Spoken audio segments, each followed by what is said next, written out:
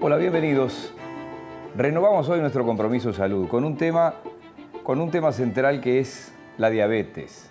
Diabetes, tal vez de esas enfermedades de las que casi todos podamos decir algo, porque decir que el incremento del azúcar o la glucosa en exceso o en niveles no adecuados en la sangre puede indicar que salvemos una prueba inicial frente a un médico, frente a un científico, ni siquiera digo en una clase, pero es de esas enfermedades que casi todos nosotros podemos decir algo con respecto a ella. Una enfermedad que por el momento no tiene cura, pero que puede ser controlada, pero que tal vez, y sobre todo en determinadas edades, no nos controlemos como es adecuado. Como siempre, les ofrecemos participar en un programa en el que tendremos casi todas las respuestas que estamos buscando al nivel nuestro, de los que no somos médicos, no somos científicos, no somos técnicos. El doctor Eduardo Bianco y la producción han preparado un programa especial que va a tener la presencia de especialistas que nos irán dando elementos que nos servirán a todos para eso, para tener un compromiso con nuestra salud. Porque de eso se trata este ciclo y de eso se trata este programa. Momento de darle la bienvenida al doctor Eduardo Bianco. Bienvenido, doctor. Gracias, lo mismo. Es un placer estar nuevamente con la audiencia y en este tema tan particular que afecta un 8 o un 10% de los uruguayos, pero un 18% de ellos está en riesgo. Y un tema que, como tú bien lo decías, puede realmente afectar mucho la calidad y la cantidad de vida de las personas. Pero si se trata adecuadamente, realmente todo ese riesgo disminuye. Bien, vamos a dar las vías de comunicación para que los que nos están siguiendo semana a semana o que nos ven hoy por primera vez o que llegan por la recomendación de alguien que ha visto el programa pueda ponerse en contacto con nosotros. Nuestro Twitter es @saludcompromiso. Nuestro correo electrónico es compromisosaludwi@gmail.com, compromisosaludwi@gmail.com. El doctor está en vivo y muchos de ustedes lo siguen también en Imparcial los sábados en AM 1090 a partir de las 12:30, allí con más interacción porque hay otro tiempo en el que ustedes pueden hacer consultas de todo tipo. El doctor hablaba de 8 cada 100 personas. Cada 100 y 18 en 18% en riesgo. Porque es de esas enfermedades que uno teme que a veces puede tener, obviamente no niveles graves de azúcar en sangre, pero puede estar en riesgo y no lo sabe porque no hay exámenes periódicos, no porque a veces no lo recomienden los médicos, sino porque uno mismo la va dejando correr. Uno se siente bien y no se controla, pero cuando comienza a dar síntomas es que ya hubo un largo camino de diabetes en muchas oportunidades. ¿Le parece presentar el tema? Adelante, por favor. Presentado en serio, más allá de lo que hayamos podido decir particularmente yo en este comienzo.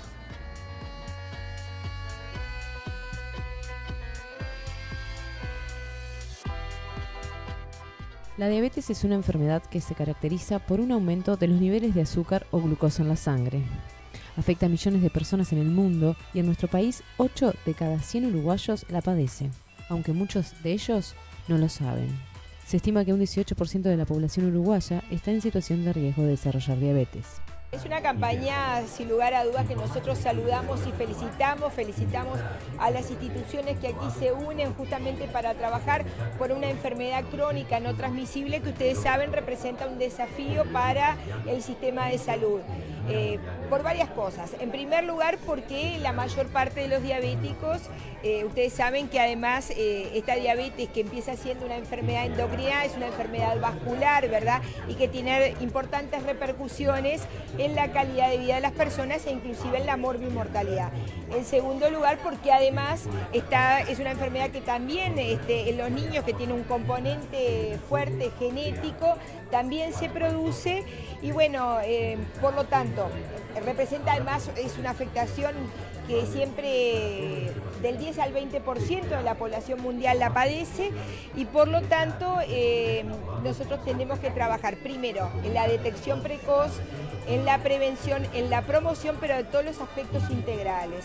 Así que obviamente manifestar nuestro compromiso a esta campaña y bueno, la vamos a estar apoyando. Debido a los niveles altos y persistentes de azúcar en la sangre, los diabéticos tienen un riesgo aumentado de complicaciones como enfermedades vasculares, afecciones del sistema nervioso, afecciones de los riñones, de los ojos y una inadecuada respuesta a las infecciones, los que terminan por deteriorar significativamente la calidad y cantidad de vida de la persona diabética. Hace pocos días el Ministerio de Salud Pública lanzó un muestreo que hizo en el departamento de Canelones, por lo cual habla del 12% aproximadamente. Entre ahí andamos. No es cuestión de ver si quién es más o quién es menos, pero sí es que es importante. O sea que estamos hablando de por lo menos 300.000 uruguayos. Pero el escándalo no es esos 300.000 uruguayos que puedan ser diabéticos. El escándalo es la enorme cantidad, aparte de esos 300.000, que tienen factores altos de riesgo de contraer la enfermedad o ya la tienen y no lo saben. Quedó presentado el tema. Usted no me conoce suficiente todavía, o no muchísimo, pero yo soy un Creía que sí.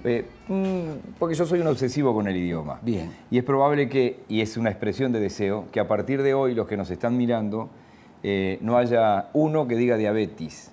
Bien, correcto. Y que diga diabetes. Porque hasta la O presidenta... diabetes mellitus, que es el nombre y apellido. Bueno, ahí ya me complica. Se complica. Sí, pero se lo pedimos a la presidenta argentina también, que en algún momento la escuchamos hablar de la diabetes. Bueno. Y digo, veo que las dificultades que tenemos todos con los términos médicos es y los términos técnicos y científicos, pero a partir de hoy supongo que, aunque sea, damos un pasito más con respecto a esto. Bueno, sí, para hablarle a los ciudadanos comunes, a los que podemos estar expuestos a la diabetes. Exactamente. Lo que hoy pretendemos es a la gente que no sabe medicina, que no tiene formación, no necesariamente tiene que tener formación en salud, explicarles de qué se trata el tema de la diabetes, qué es lo que está debajo desde el punto de vista metabólico y abordar después con expertos el diagnóstico, el tratamiento, cuáles son las innovaciones y fundamentalmente el componente de la educación, porque no es solamente responsabilidad de los médicos, es del paciente y de la familia si realmente queremos disminuir el riesgo de complicaciones de una enfermedad que afecta prácticamente todo el cuerpo. Quiero decirle algo, hay programas, como todo en la vida, que impactan más que otros. La repercusión que tuvo el programa de reanimación cardiopulmonar, sobre todo poniendo arriba de la mesa no solo mostrar cómo se hace un masaje cardíaco, cómo nos dejó en claro cada una de las presentaciones que se hicieron en ese programa, cómo cada minuto puede ser fatal o no. Exactamente. Fatal o no. ¿Cómo entendemos cuando vemos, por ejemplo, que llega una emergencia médico móvil y está reanimando a alguien sin cesar y uno puede a veces llegar a pensar que no están pudiendo reanimarlo, que puede ser, pero si lo lograron reanimar, mantienen el masaje para que de esa forma... Lo peor es que llegue la emergencia y no estén haciendo nada, solamente desbordados por el problema, que comprensible. Sí, obvio. Pero no es lo mejor que puede hacer una persona para ayudar a un ser querido, un amigo, un compañero. Recuérdenlo, la semana pasada reanimación, hoy diabetes. Y con ese programa nos pasó eso, es decir, tengo el pulso de muchos años de cuando, es decir, no es que vengan 50 a hablar con uno, pero cuando uno y otro dice, y además la ley, es decir, habría que difundirla de otra manera, esto es obvio, las propias empresas, sé que muchas empresas medianas y grandes están haciendo los entrenamientos que marca la ley, tienen obviamente las normas cumplidas, pero no es suficiente todavía. Es un paso y bueno, algún día tendremos en poblados alejados, en lugares donde hay afluencia de público, y donde pueda ser difícil llegar una emergencia móvil rápido, tener, por ejemplo, un desfibrilador externo automático. Creo que todos nos merecemos eso, es una inversión que valdría la pena, pero fundamentalmente tenemos que insistir en la prevención. Y si no queremos llegar al paro cardíaco o disminuir, esto que vamos a hablar hoy es fundamental. Se viene un programa, al igual que otros que vendrán semanas siguientes, en las que los pacientes que sufren determinado tipo de enfermedad o padecimiento, hoy la diabetes, en próximos programas, por ejemplo, el asma, tienen que ser entrenados para ellos mismos trabajar consigo mismos, ya sea para dosificarse insulina, para usar bien un inhalador o para ayudar a usar a alguien un inhalador. O sea que son programas que nos van a dejar muchísimo también. Absolutamente. Le invito a hacer la primera pausa con el doctor Eduardo Bianco, nuestro compromiso salud de hoy, diabetes. Ya venimos.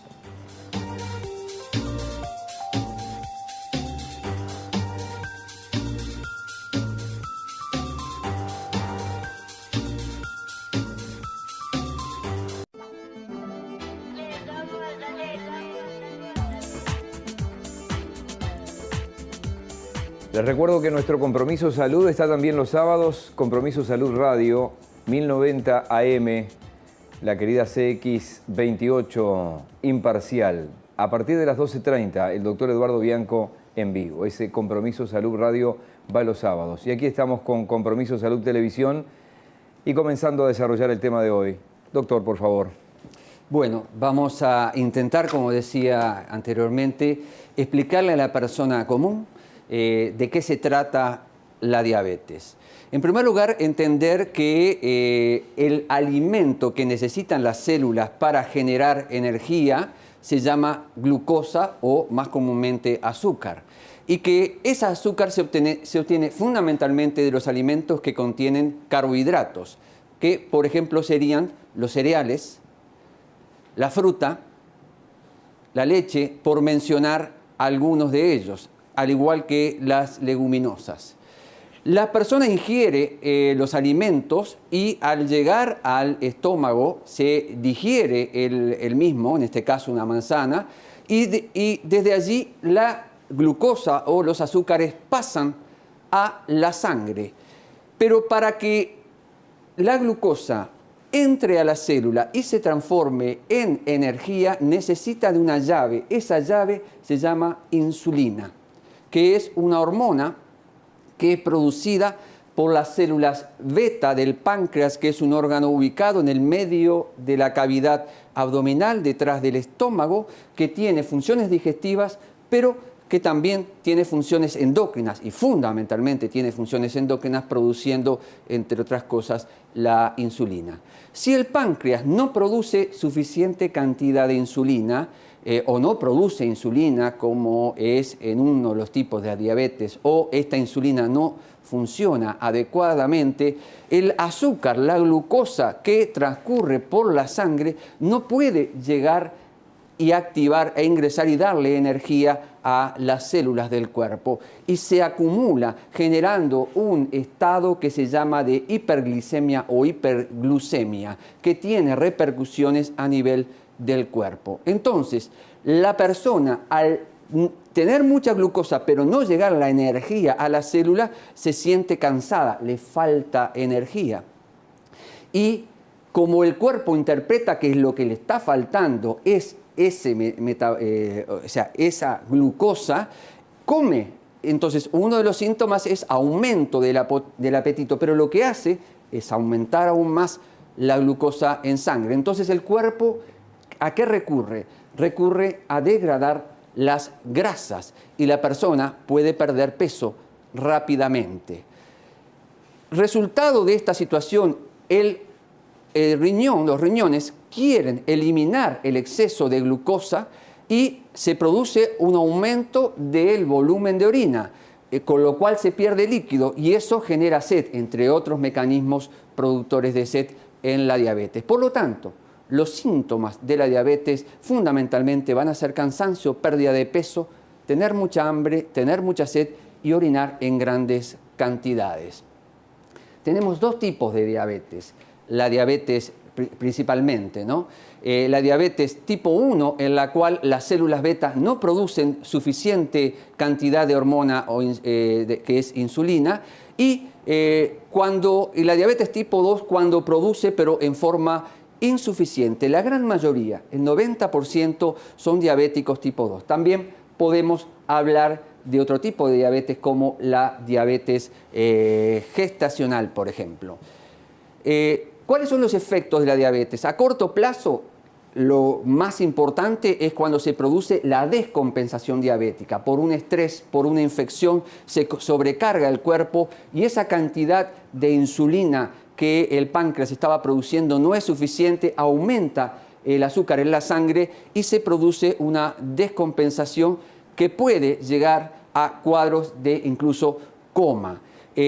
Otro de los problemas fundamentales en agudo o en corto plazo son las infecciones, que son más frecuentes y recurrentes en los diabéticos, y un elemento que rápidamente puede poner en riesgo la vida de la persona es que debido al tratamiento en algunas ocasiones bajan abruptamente los niveles de glucosa, no llega suficiente glucosa al cerebro y esta hipoglicemia puede provocar un coma fatal si no se trata rápidamente. A largo plazo, los efectos dependen de la afectación vascular, de los grandes vasos o de los pequeños vasos que existen en todo el cuerpo. Y de la suma de ambas afectaciones es que tenemos las complicaciones diabéticas mayores que pueden darse a nivel cerebral, a nivel cardíaco, a nivel renal, a nivel de las piernas, a nivel de los nervios periféricos, provocando múltiples enfermedades que limitan la vida y la capacidad de vida de las personas. Había en la placa anterior allí una palabra que los que no sabemos sobre esto hablaba de los ojos allí, vasos pequeños que afectan a los ojos. Bueno, exactamente. Riñones y nervios periféricos, como usted decía, pero se escucha frecuentemente cómo pasa esto. Exactamente, por retinopatía, por cataratas, la afectación ocular es uno de los compromisos que realmente tienen muchas personas diabéticas, pero todo esto, como hemos dicho, puede ser evitado si las personas asumen un compromiso con su salud y se tratan adecuadamente. No solamente yendo al médico, sino cumpliendo con lo que se dice y recibiendo y aplicando la educación que se le suele proveer en las instituciones de salud o en instituciones de salud como la Asociación de Diabéticos del Uruguay. No solamente yendo al médico, pero voy un poquito más atrás, yendo al médico, porque mucha gente se puede sentir identificada, dice, epa, tengo mucha sed, tengo hambre, pero pierdo peso. Es decir, cada uno de los síntomas que marcó con claridad. La verdad que nunca había entendido con tanta claridad cuáles son los síntomas y cuáles pueden ser los problemas. Uno saca una orden en cualquier institución o a través de la red de ACE y el médico toma en cuenta nuestra situación, es decir, ¿se mandan frecuentemente un examen de orina como corresponde? Esto es muy sencillo, ahora es solamente pinchar el dedo y prácticamente obtenemos el nivel de glucosa en sangre en ese momento. O sea, que el médico lo puede hacer casi que en la consulta. Si tiene el aparato correspondiente. O si está en una institución dando la consulta allí. Si tiene la enfermera, se puede hacer. De hecho, en las situaciones de emergencia se hace. Ahora, para hacer la medida adecuada, hay que hacerlo en ayunas, acorde a tener unas horas adecuadas o encontrar determinados niveles de glucosa que son realmente altos y que normalmente, aunque haya comido recientemente una persona, no son deseables o no son esperables. Pero estamos en tiempos en que ese test inicial tiene bastante certeza. Sí. Hoy, y eso es una de las cosas que vamos a hablar, de la importancia del diagnóstico precoz en las personas. O sea, que si hay una persona que está comiendo mucho, orinando mucho, ingiriendo mucho líquido, que pregunte, sobre todo, aparte, si tiene algún antecedente, ¿no? Y sobre todo acercarnos, si me lo digo yo mismo, digo, no tengo estos problemas felizmente, pero digo, cuando hay esas jornadas donde dice, bueno, pase, acérquese, para saber si tenemos o no. En realidad todos deberíamos, por lo menos anualmente, o máximo bianualmente, hacer un control de cómo está nuestra situación. Eso sería ideal para prevenir. O sea, para proteger y todo tipo de salud. enfermedad, ¿no? Cualquiera. Para dejarme tranquilo, usted que está en el mundo médico hace más de 30 años ya, los médicos se hacen lo que nos dicen a nosotros, un análisis, un control completo todos los años y eso, déjeme tranquilo. Yo no puedo hablar por todos los médicos, yo hablo por mí, que trato de hacerlo, sobre todo en algunas, digamos, circunstancias como antígeno prostático y una serie de cosas que deberíamos hacernos a partir de determinada edad los hombres, como las mujeres se hacen el Papa Nicolau o el control de mama. Sí. Lo mío fue una ironía, digo, no, digo en el mejor sentido porque mal de mucho consuelo de tonto. Debemos hacerlo responsablemente. No, es así. Debemos asumir los médicos que los primeros en que tenemos que demostrar a la población cómo hay que hacer las cosas somos nosotros. Y bueno, en eso se está, en eso está. Sí, cada vez más cada uno de nosotros tiene que ser responsable.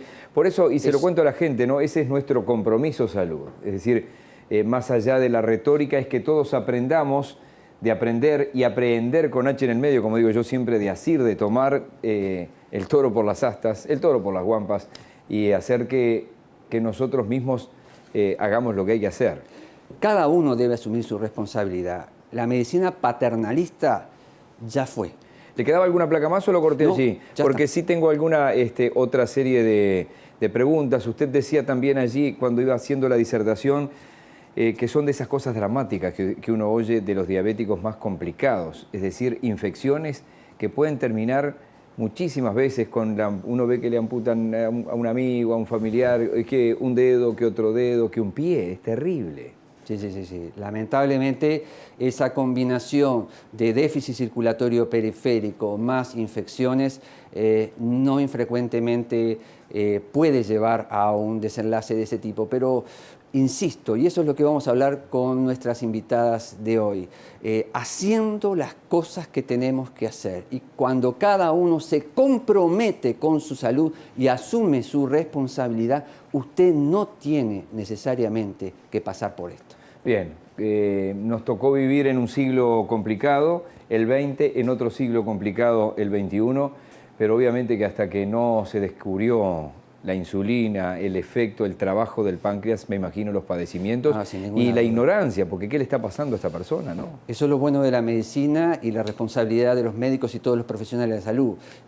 Cada día tenemos más recursos, más conocimiento, debemos aplicarlo, debemos hacerlo llegar a toda la gente y que la gente sepa qué es lo que hay para tratarse. El doctor Eduardo Bianco se propuso cuando proyectó este programa que cada programa afirmara más nuestro compromiso con la salud, pero ha logrado además el compromiso con el conocimiento que no ocupa lugar y todos los días aprendemos un poco más y además para vivir mejor. Pausa y con invitados en vivo seguimos con el tema central de hoy.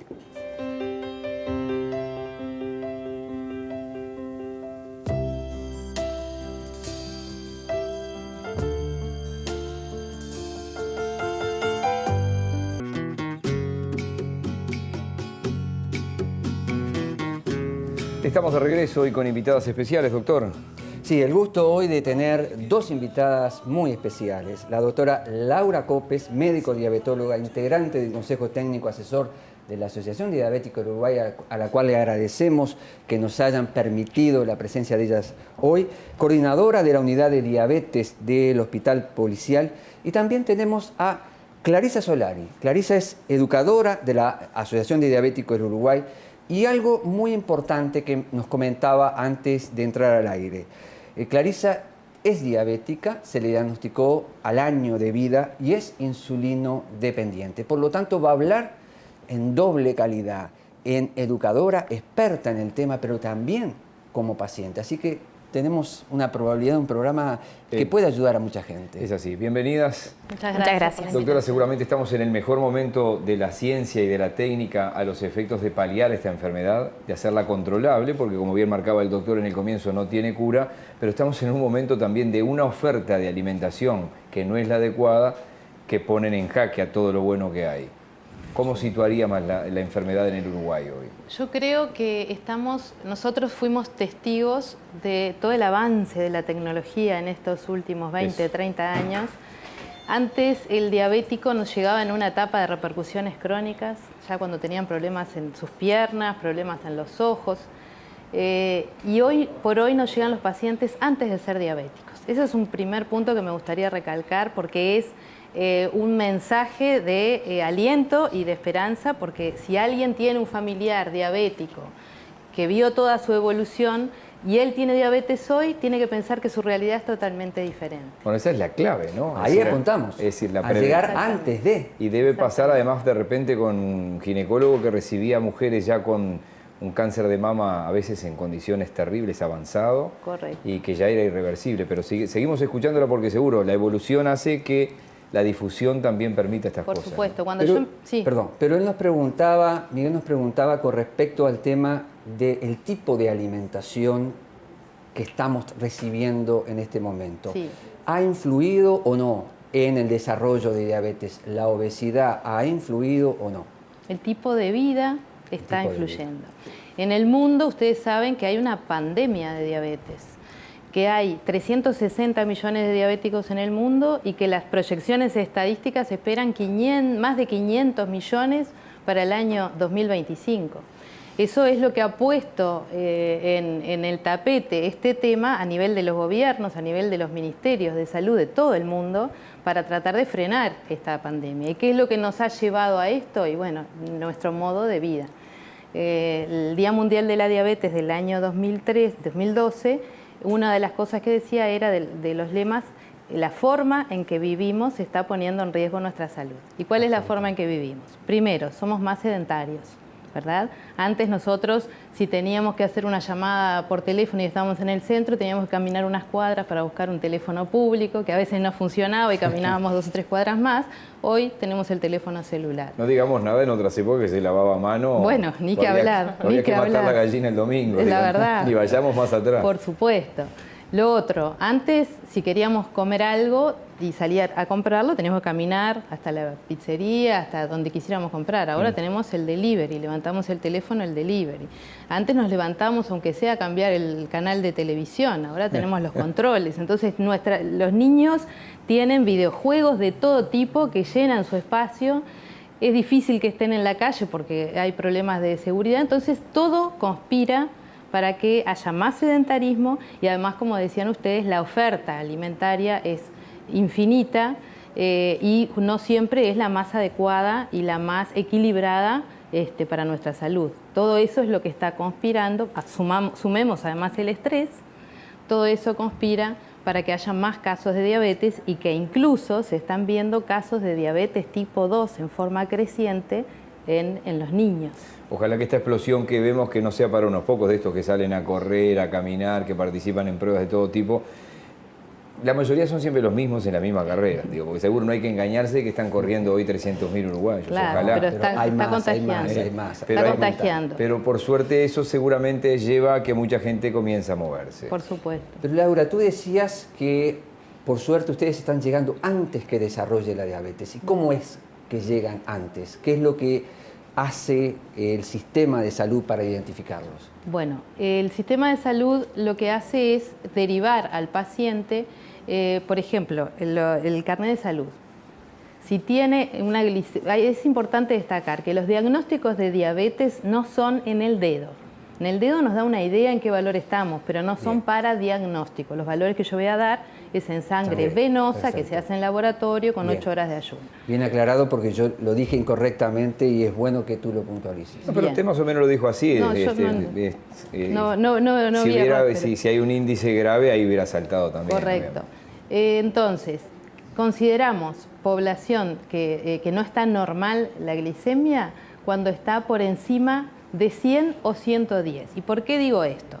Porque incluso hicimos una reunión de expertos con la Sociedad Argentina de Diabetes y la Sociedad Uruguaya por el tema del 100 o 110. Eso es importante. ¿Cómo es el rango? Yo veo que, por ejemplo, me dicen colesterol, antes el rango era más tolerante, ahora es menos tolerante. Cada vez se ha bajado. Y en la diabetes lo mismo. ¿Por qué pasa eso? Se está bajando porque quedaban casos que evolucionaban a la diabetes que quedaban sin diagnosticar. Sobre todo los pacientes que tienen riesgo de diabetes, que ahora vamos a decir cuáles son los factores de riesgo. Pero volvamos al 100, 110 que discutían ustedes. Lo que discutimos en esa reunión de expertos que se hizo en Colonia con la Sociedad Argentina y Uruguaya de Diabetes es que se podía considerar 110 si era una persona que no tenía ningún riesgo de diabetes.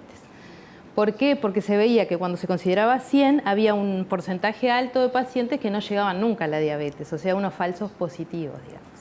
Entonces, si tiene riesgo de diabetes, el 100 es el valor, el punto de corte. Si tiene por encima de 100, no tiene diabetes.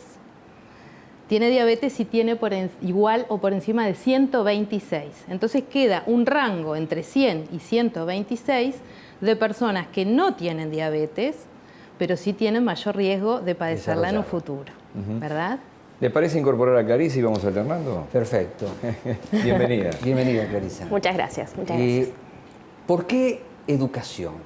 ¿Cuál es el rol de la educación y tuyo como educadora en ADU, por favor?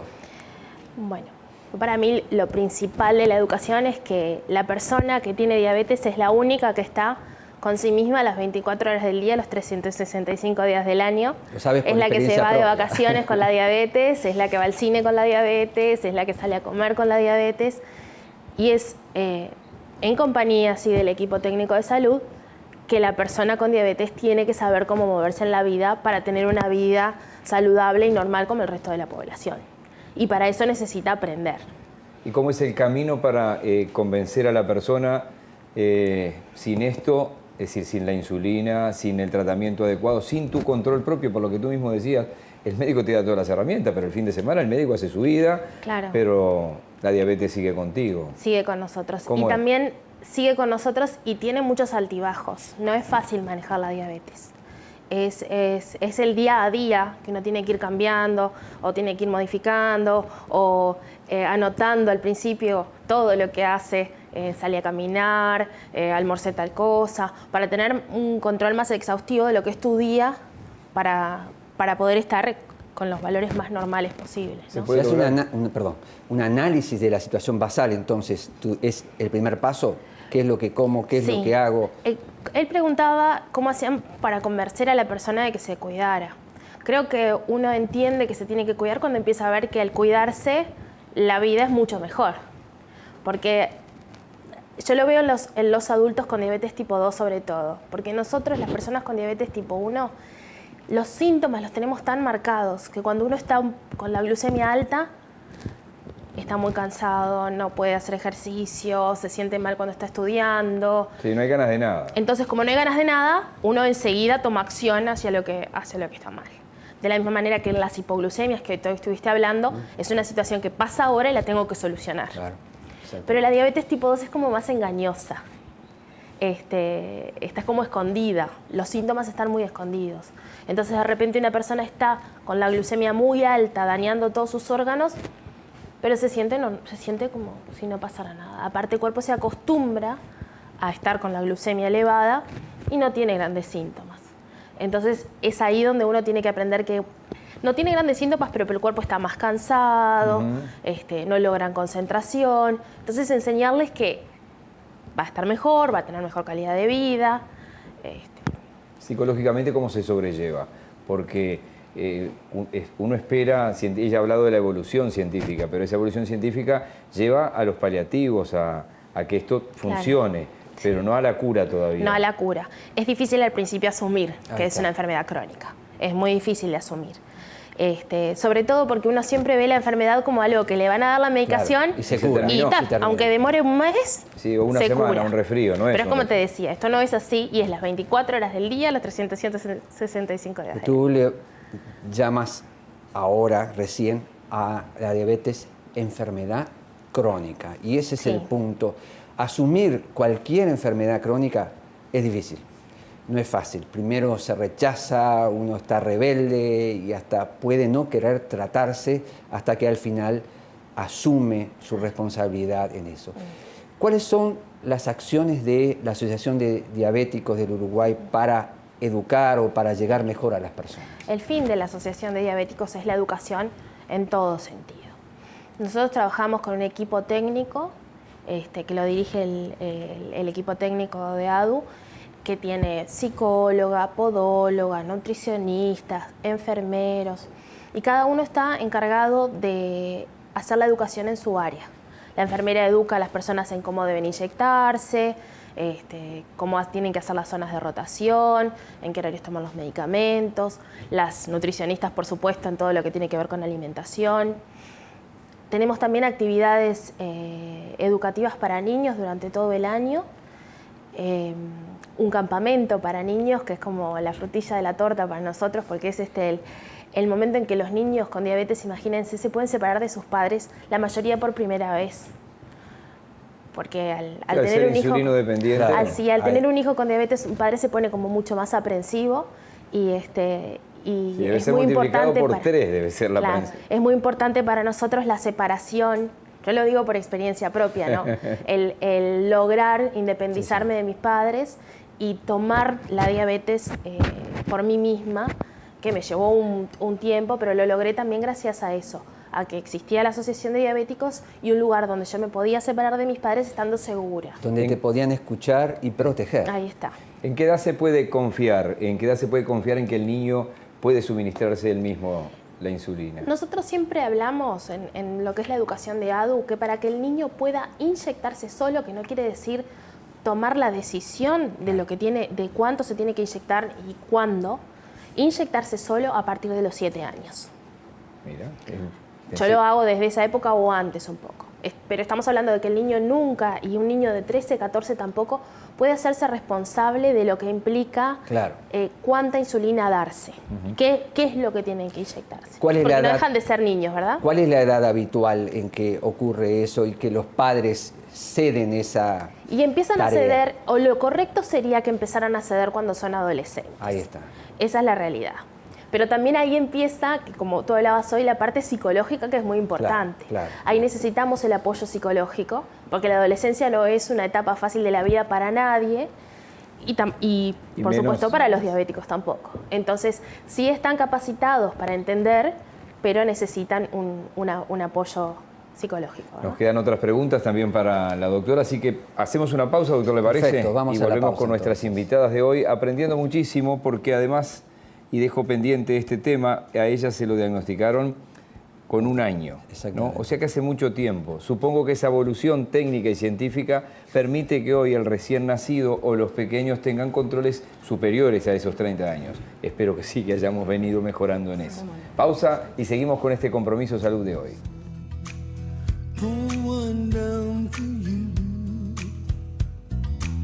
shining on my heart.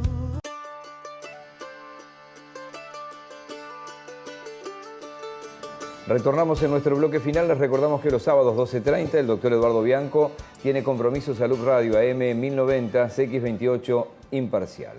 Doctor, bloque final. Bien, doctora Copes, factores de riesgo. ¿Cuáles son los factores que aumentan la predisposición a desarrollar una diabetes?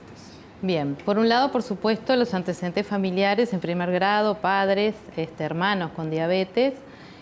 Por otro lado, el sobrepeso y el sedentarismo son factores de riesgo de diabetes.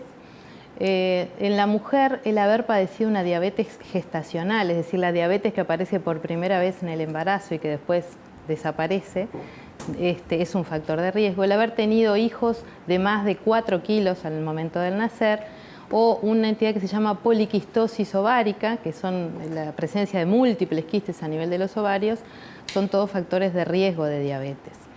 En cuanto a la diabetes gestacional, es muy importante. Muchas veces, una vez que la diabetes gestacional es la que aparece por primera vez en el embarazo. Se puede llevar un embarazo totalmente normal, con la única diferencia que tenemos que controlarnos en el dedo.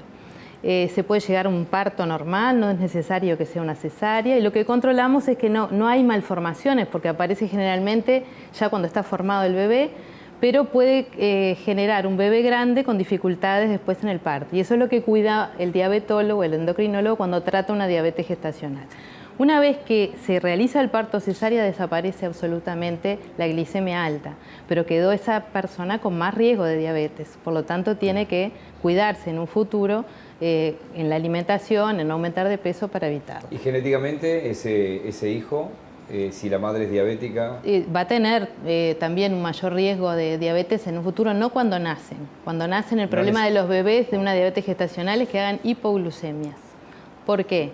Porque si en el momento que va a ser el parto cesárea la diabética está con glicemias altas, el azúcar alta pasa a través de la placenta al bebé. Entonces, ¿qué hace el bebé? El organismo de él segrega más insulina. Claro. ¿Y la insulina qué hace? Lo hace crecer. Eso durante el embarazo. Y en el momento del parto genera que cuando se separa de su mamá hace hipoglucemias. Por eso es importante el buen control durante el periparto, digamos. O sea que si habrá cosas importantes a tener en cuenta. En este rato que tenemos para abordar la parte de tratamiento, ¿cuáles son los objetivos actuales hoy día en el tratamiento de la diabetes? Porque supongo que ha ido cambiando también, sí, al igual que los tipos de medicamentos y los tipos de insulina. ¿Nos puedes Bueno, ilustrar? Los objetivos del tratamiento de la diabetes en cuanto a los valores de glucemia, porque los pacientes muchas veces se controlan, pero no saben en realidad cuándo pueden decir que están bien o no. Entonces tenemos esto. Estos sí son valores en el dedo. En ayunas en el dedo se considera 4 horas sin ingerir alimentos, por lo menos. tiene que estar entre 80 y 120, 130. Ese es el valor para el diabético. A las 2 horas de una comida, que ese es el otro momento de hacerlo, puede llegar a 160, 180. ¿Sí? Y otro elemento que nosotros tenemos para saber si un diabético está o no está bien controlado es un estudio en sangre, que también se puede realizar en el dedo, que de hecho en la Asociación de Diabéticos del Uruguay se realiza, es la hemoglobina glicosilada. Eso nos da un promedio de las glicemias de los últimos 3 meses y muchas veces el paciente le llama la chismosa, porque Claro. ellos vienen con un control en el dedo que está precioso y si eso está mal es que en algún momento tienen glicemias altas. Y esa tiene que estar por debajo de 6,5 o 7%. Con estos 3 parámetros que son complementarios, no se sustituye uno al otro, uno puede decir que está bien controlado. Cuando está mal controlado, ¿me da síntomas? Sí, eran los que tú explicabas al comienzo del programa, orino mucho, tengo mucha sed, visión borrosa, cansancio, sueño, incluso puede dar picazón en los genitales o heridas en los genitales en el hombre, pero estos síntomas me aparecen cuando la diabetes está muy alta, claro. 280, 3 gramos para arriba. Hay todo un margen de mal control que no me da ningún síntoma. Entonces, cuando el paciente viene y me dice, tiene 2 gramos, y dice, pero mire que yo no siento nada. Aparte yo me siento mejor cuando tengo 2 que cuando tengo 1. Lo dicen. Y es verdad, se sienten mejor. Nosotros les explicamos, bueno, en realidad no siente nada, pero la glicemia alta produce, igual que el sarro en las cañerías de una casa, va tapando todas las arterias hasta que en unos años dan síntomas. Como nos quedamos sin tiempo, quiero en 30 segundos que Clarisa, me meto un poco en lo que es tu vida íntima, es decir, de suministrarte con una jeringa, ¿cuál es tu situación ahora? Sí, Por la lo que- evolución científica, Lo que digo. contaba era que al inicio de mi diabetes mi mamá tenía que hervir las jeringas, porque las jeringas eran de vidrio, y me inyectaba insulina porcina.